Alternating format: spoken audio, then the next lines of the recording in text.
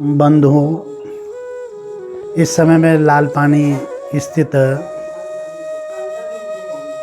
यजमान के घर में बैठा हूँ और जिसकी अध्यक्षता यहाँ पे अजय डोबरियाल जी कर रहे हैं, उनके सानिध्य में यहाँ पे ब्राह्मण पाठ करने के लिए उपस्थित हैं और ये बालम सिंह नेगी जी के घर में ये पाठ हो रहा है।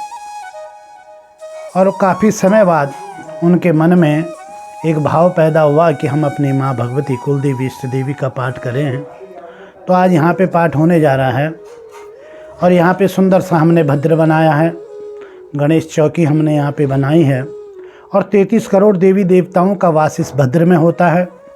सभी का यहाँ पे आवाहन स्थापन किया जाता है और इसी प्रकार से जो है ब्रह्मा विष्णु रुद्र इंद्र स्तंभ यहाँ पे जो है कलश यहाँ पे लगाए जाते हैं, इनका पूजन किया जाता है। माँ भगवती का षोडशोपचार से यहाँ पे पूजन किया जाता है और इसी प्रकार से यहाँ पे गणेश चौकी हमने बना रखी है और गणेश जी का भी।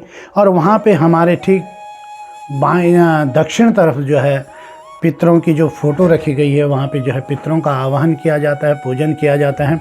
और उसी तरफ अग्निकोण में हमने दीपक का भी स्थापन किया है और दीपक की पूजा जो कि आजकल जो है पहले हम गाँव में जो छ पाथ हम रख दछाई दियो पाथ कर दछा, वो पाथ भी जो छ गुम हो गया है, उसको हम लाने के अपने स्वरूप में प्रयास करेंगे कि लोग अपने घर में जो छ पाथ रखना अनिवार्य करिए, ताकि जो है और हम धर्म से हमारी संस्कृति, हमारी सनातन जो संस्कृति रही है, धर्म से विमुख होती जा रही है। हम अपने बच्चों को संस्कार नहीं दे पा रहे और संस्कार न देने के कारण, क्योंकि हम पूजा में नहीं बैठते तो स्वयं बच्चे भी हमारे पूजा में जो है नहीं बैठते।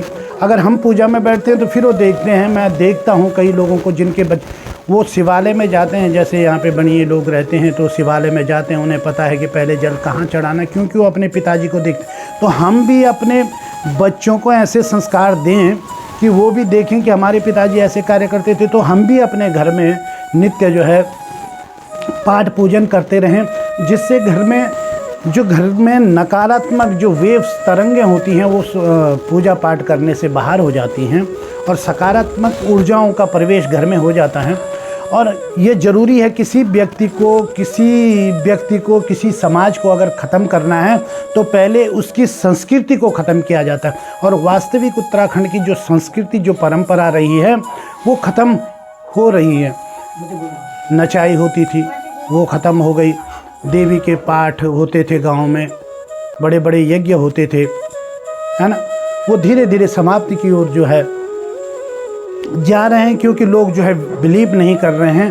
क्योंकि नो रिलीफ विदाउट बिलीव, जब तक आप किसी पे बिलीव नहीं करेंगे, विश्वास नहीं करेंगे तो फलीभूत कैसे होगा। क्योंकि हम जैसे डॉक्टर पे जाते हैं तो पहले आस्था आपकी उसके प्रति होती है, विश्वास पहले उसके प्रति होती है, तब उसकी दवाई काम करती है। इसी प्रकार से पूजा में पहले हमको, ये यजमान को पहले बिलीव करना पड़ेगा। स्वयं ही पे जब बिलीव नहीं होगा तो फिर आगे फल कैसे मिलेगा। तो सबसे बड़ा है आत्मविश्वास। जब तक आत्मविश्वास न हो, और मैं हर एक दर्शक को ये कहूँगा कि अपने घर में माँ भगवती का हर 3 साल में जो है पाठ करें, पूजन करें। अपनी कुलदेवी का हमेशा जो है पाठ होता रहेगा तो माँ भगवती भी जागृत अवस्था में रहेगी। नहीं तो जो है हम पाठ पूजा नहीं करते तो हमारे देवी देवता जितने भी हैं सुषुप्त अवस्था में चले जाते हैं। जहाँ सुमति तहाँ संपत्ति नाना, जहाँ कुमति वहाँ विपत्ति निदाना।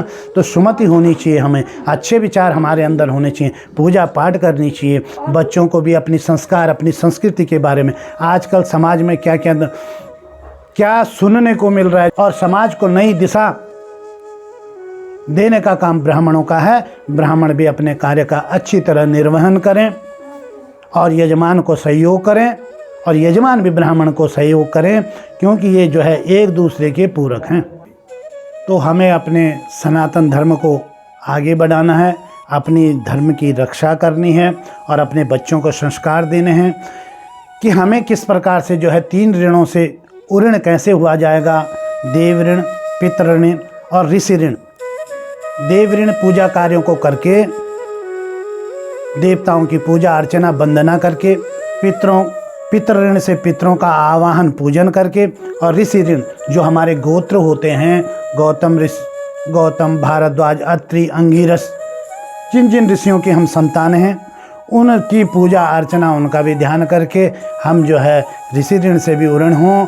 और बच्चों को विशेषकर मैं कहूँगा अपने बच्चों को जो है संस्कार जरूर दें, पूजा पाठ धर्म की ओर उनको जरूर, क्योंकि सद्बुद्धि तभी आएगी जब हम अपने धर्म में पुरानी परंपराओं पे लौटेंगे, बच्चों को शिक्षा देंगे कैसे रहा जाता है, उन्हें जीना सिखाएं, क्योंकि जैसे हम रहेंगे वैसे ही हमारी संतान रहेंगे। इसी के साथ मैं आज अपनी वाणी को यहीं पे विराम देता हूँ और नए विषय के साथ में आपको हम फिर देवभूमि आस्था चैनल में एक बार फिर नए वीडियो के साथ आपके साथ और अपने दर्शकों के साथ फिर हम उपस्थित होंगे। जय भारत, जय उत्तराखंड।